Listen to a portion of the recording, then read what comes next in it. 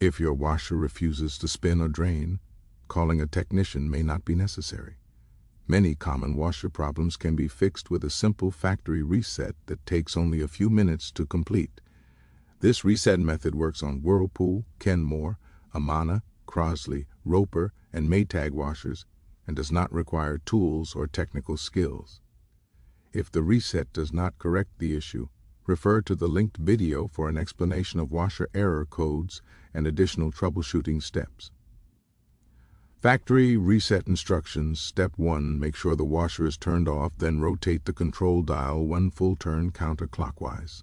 Step 2.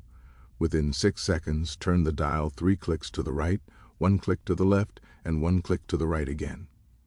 Flashing lights indicate diagnostic mode. Step 3. While the lights are flashing, turn the dial 4 more clicks to the right and press start.